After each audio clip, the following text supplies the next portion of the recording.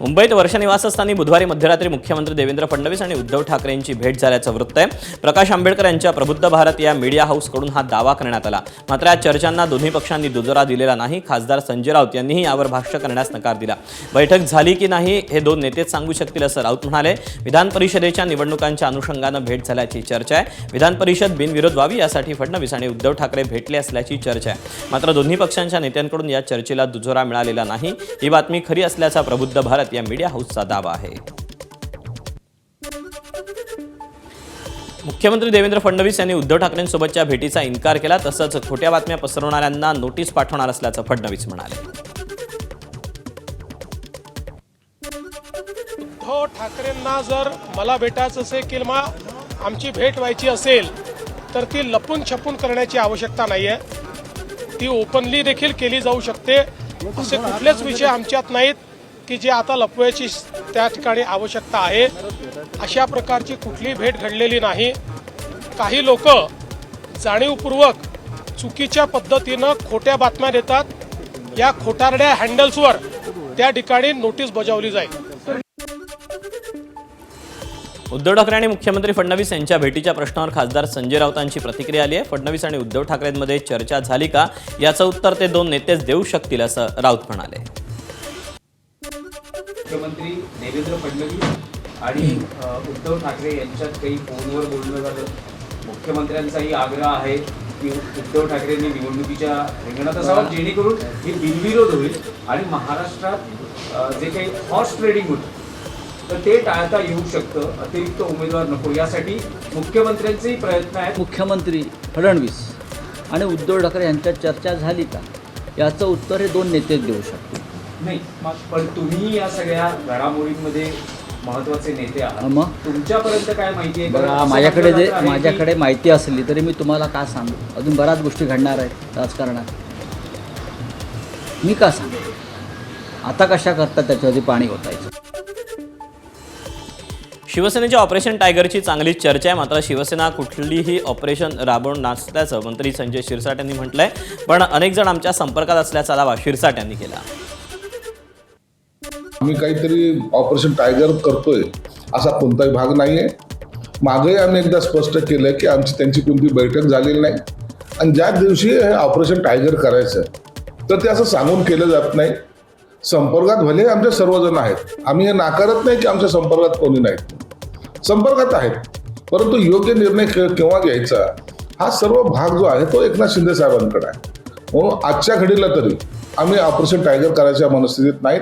शिंदे साहेब योग्य वेळेला योग्य तो निर्णय घेतील आणि त्यावेळेला खऱ्या अर्थानं महाराष्ट्रामध्ये एक वेगळा भूकंप निश्चित आपल्याला पाहायला मिळेल।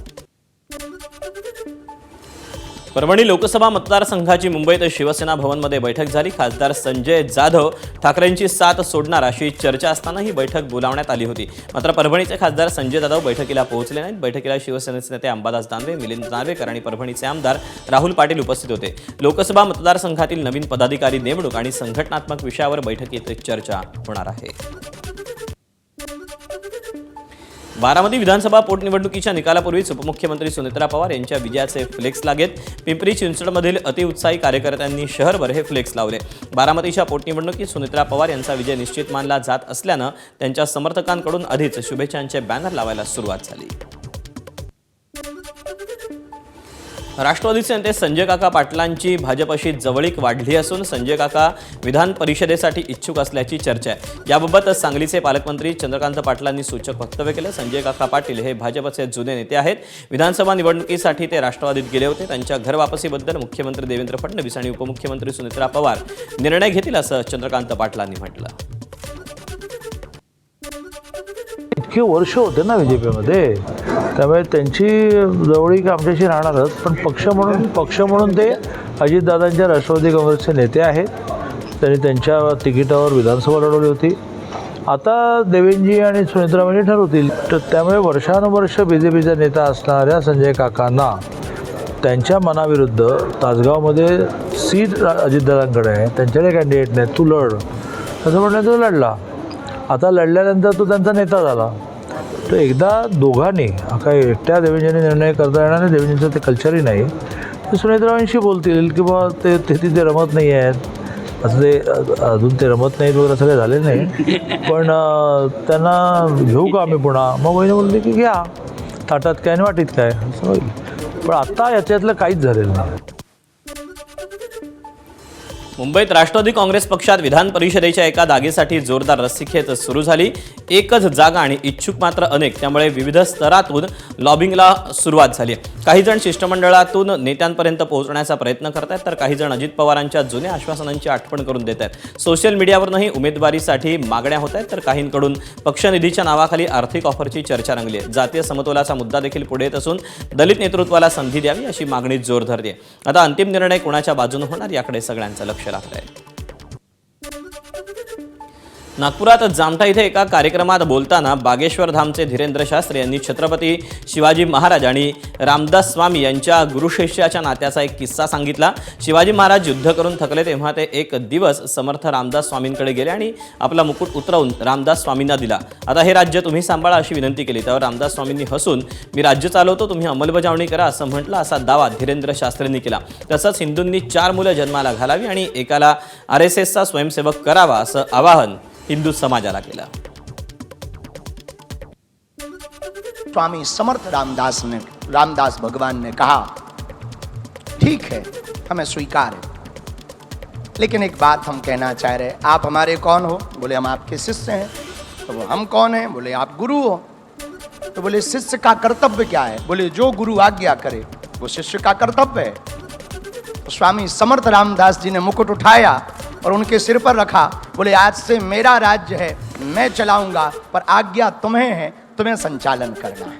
पूरे भारत को हम एक बात कहना चाह रहे हैं, यदि भारत हमारी ये बात सुने, जब पूरी भारत में कहीं आपदा आती ना तो लोग प्राण बचाकर भागते, लेकिन हमारे राष्ट्रीय स्वयंसेवक संघ का एक एक कार्यकर्ता प्राण बचाकर नहीं भागता, वहां जाकर प्राण बचाता है। ये है स्वयंसेवक संघ, ये है राष्ट्रीय स्वयंसेवक संघ। हम पूरे भारत से प्रार्थना करेंगे, बच्चे तो 4 पैदा करो पर एक स्वयंसेवक संघ के लिए दो, हाँ, ताकि दूसरों को बचाने को काम आए। काँग्रेस प्रदेशाध्यक्ष हर्षवर्धन सकपाळांनी धीरेंद्र शास्त्रींच्या वक्तव्याचा निषेध नोंदवला. तसंच त्यांच्या वक्तव्यावेळी मुख्यमंत्री व्यासपीठावर होते, त्यामुळे त्यांनी माफी मागावी अशी मागणी सकपाळांनी केली. मला लाज वाटली पाहिजे. सांगणारा तो विकृत आणि बेशरम आहेच, मात्र ऐकणारे देखील बेशरम आहेत असं जर म्हटलं तर चुकीचं होणार नाही. रामदासांची आणि छत्रपती शिवाजी महाराजांची उभ्या आयुष्यात भेट झालेली नाही, ते एकमेकांना कधी भेटलेले नाहीत. त्यांचा कार्यकाळ जो होता, कालखंड जो होता तो पण वेगवेगळा आहे. या संदर्भामध्ये दस्तूरखुद मुख्यमंत्र्यांनी आता माफी मागितली पाहिजे. आणि मुख्यमंत्री जर माफी मागत नसतील, मुख्यमंत्री जर गायकवाडांवर कारवाई करत नसतील, तर याचा अर्थ स्पष्ट आहे की शिवाजी महाराजांची बदनामी करणं हे भारतीय जनता पक्षाचं राष्ट्रीय धोरण आहे. धीरेंद्र शास्त्रींनी केलेल्या वक्तव्यावर मुख्यमंत्री देवेंद्र फडणवीसांनी प्रतिक्रिया दिली. धीरेंद्र शास्त्रींनी केलेल्या वक्तव्याचा इतिहासात कुठेच उल्लेख नाही असं देवेंद्र फडणवीस म्हणाले. इतिहासामध्ये अशा प्रकारचा कुठलाच दाखला आपल्याला पाहायला मिळत नाही. मुळात आपल्याला माहिती आहे की जे काही महापुरुष असतात त्या महापुरुषांबद्दल अनेक लोककथा तयार होतात. वेगवेगळ्या राज्यांमध्ये वेगवेगळ्या प्रकारच्या लोककथा असतात.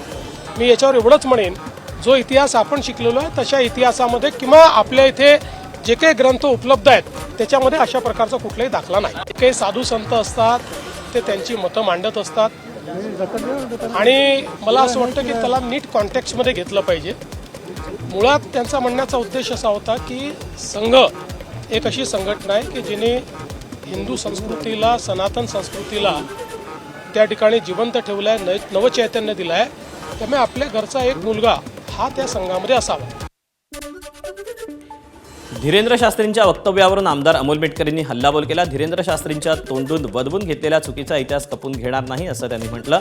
धीरेंद्र शास्त्रींना खरात बाबाच्या सोबत ट्रीटमेंटला पाठवायला हवं असं त्यांनी आपल्या पोस्टमध्ये म्हटलंय. धीरेंद्र शास्त्रींच्या वक्तव्याचा कुठलाच पुरावा इतिहासात उपलब्ध नसल्याची प्रतिक्रिया इतिहास अभ्यासक इंद्रजित सावंत यांनीही दिली. कोल्हापुरात प्रकाशक प्रशांत आंबे आणि डाव्या चळवळीतील कार्यकर्त्यांनी अप्पर पोलीस अधीक्षकांची भेट घेतली, मात्र त्यांनी प्रतिसाद दिला नसल्याची प्रतिक्रिया प्रशांत आंबे यांनी दिली. राजारामपुरी पोलिसांनी आमदार संजय गायकवाडांविरोधात अदखलपात्र गुन्हा दाखल केल्यानं आमची फसवणूक केली असल्याचं प्रशांत आंबे म्हणाले. लोकशाही मार्गानं ज्यांचा दबाव आहे, ज्या गृहमंत्री खात्याचा दबाव आहे, त्या मुख्यमंत्री फडणवीसांचा पुतळा आम्ही जाळणार आहोत आणि तोही लोकशाही मार्गाने आम्हाला तो अधिकार आहे. आणि 28 तारखेला भारतीय कम्युनिस्ट पक्ष तसेच सर्व पुरोगामी डावे पक्ष संघटना या आणि शिवप्रेमी या सगळ्यांच्या वतीने ज्यांनी मला जीभ हासडण्याची भाषा केली होती, ज्यांनी मला जीवे मारण्याची धमकी दिली होती, जे मला घरात घुसून कोल्हापुरात मारणार होते, ते काय आले नाहीत. आम्हीच त्यांच्या घराच्या बाहेर जाऊन त्यांच्या घरावर मोर्चा काढणार आहोत. संजय गायकवाड यांच्या प्रकाशकाला केलेल्या अश्लील शिवीगाळीच्या ऑडिओ क्लिप नंतर आता संजय गायकवाड यांच्या मुलाचा शिवीगाळ करतानाचा जुना व्हिडिओ देखील व्हायरल झाला. आता कुणाल गायकवाड याची एक व्हिडिओ क्लिप समाज माध्यमात मोठ्या प्रमाणात व्हायरल होते. या व्हिडिओ क्लिपमध्ये संजय गायकवाड यांचा मुलगा कुणाल हा कारच्या बोनेटवर उभं राहून विरोधकांना अश्लील शिवीगाळ करत असल्याचं दिसून आलं. नगर परिषद निवडणुकीच्या दरम्यानचा हा व्हिडिओ असल्याचं म्हटलं जातंय. आता पुन्हा तो व्हिडिओ व्हायरल होतोय. कुणाल गायकवाड हे बुलढाणा नगर परिषदेतील गटनेते आहेत.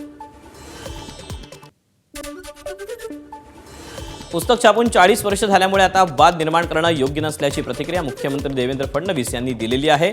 तर शिवराळ भाषा वापरणं योग्य नसून शिंदे समज देतील असं फडणवीस म्हणाले. एक तर गोष्टी समजून घेतल्या पाहिजेत. त्या समजून न घेता आपण जेव्हा आकांड तांडव करतो त्यावेळेस ते योग्य होत नाही. छत्रपती शिवाजी महाराजांच्या बद्दल प्रत्येकाच्या मनात आदर आहे. आता हे पुस्तक छापूनही 40 वर्ष झाली आहे. तर 40 वर्षानंतर अशा पद्धतीनं एखादा इश्यू तयार करणं हे कितपत योग्य आहे याचा विचार केला पाहिजे. आणि विशेषतः अशा पद्धतीनं शिवराळ भाषा वापरणं हे काही मला योग्य वाटत नाही. मला असं वाटतं की निश्चितपणे माननीय उपमुख्यमंत्री एकनाथरावजी शिंदेसाहेब त्यांना योग्य ती समज देतील.